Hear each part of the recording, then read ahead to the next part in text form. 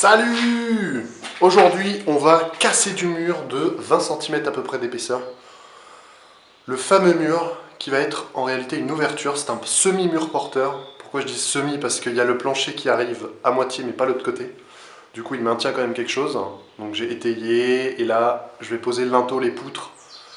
Je vais tout faire pour bien les poser. Et ensuite, on va pouvoir dégager le dessous pour faire une ouverture de 2 mètres par 2 qui donnera sur la cuisine. C'est parti. Allez, du coup, je mets un petit coup de disqueuse. Alors là, je commence par le linteau existant de la porte. Ça a été une grande galère.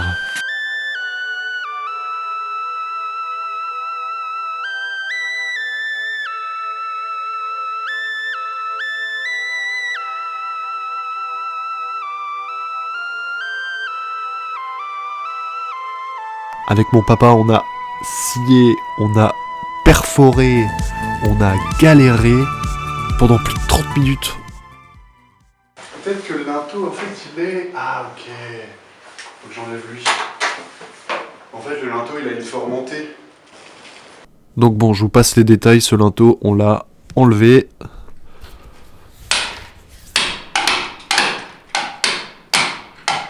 Après avoir scié tout simplement les petites ferrailles qui étaient comprises dans celui-ci.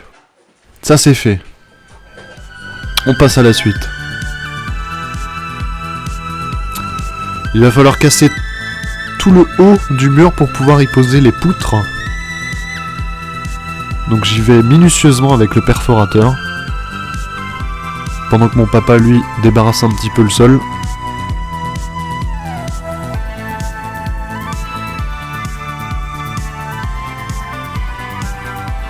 Je continue, j'entame les joints pour pouvoir enlever plus facilement les parpaings.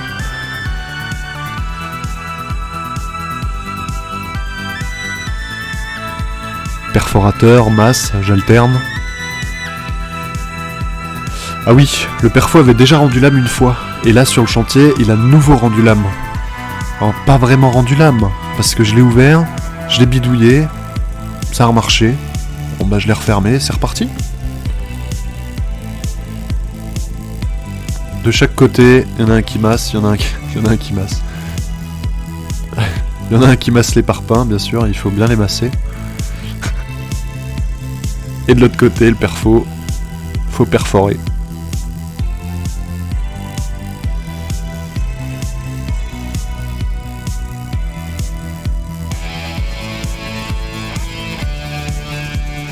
Une fois que ça c'est fait, on va pouvoir s'atteler sur les poteaux de mon linteau.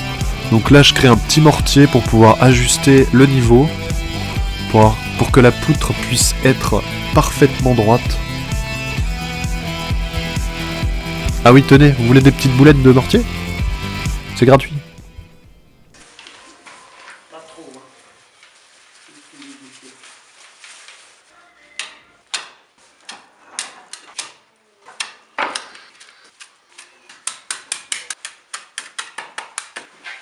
On a utilisé un parpaing pour augmenter la hauteur plus facilement parce que on avait besoin de 15 cm à peu près. Du coup c'était plus simple de faire 10 de parpaing et 5 cm de mortier.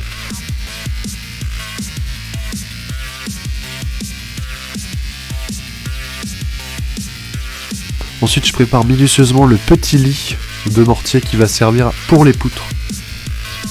Et on va poser ça dans quelques secondes.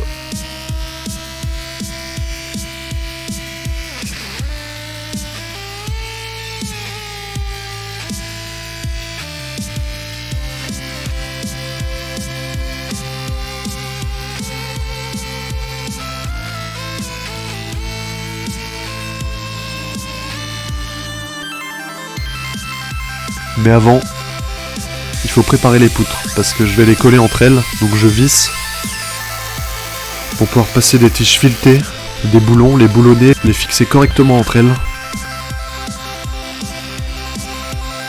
Une fois que ça c'est fait, je les découpe à 3,05 m. C'est à peu près l'ouverture qu'on ait faite avec mon papa. Et voilà, reste plus qu'à les poser, les coller, les visser.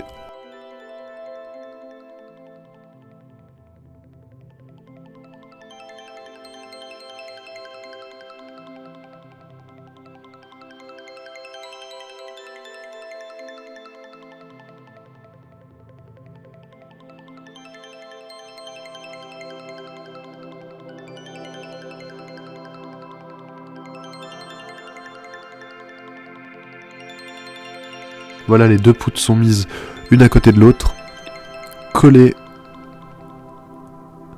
boulonnées, et maintenant on s'attelle au mur du dessous qui va créer l'ouverture sur la cuisine.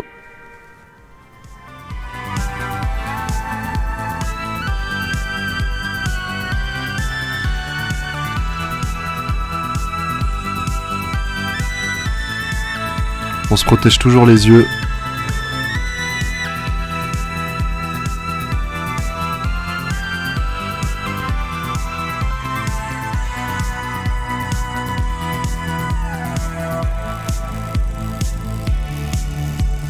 Et ensuite, la déchetterie, comme toujours.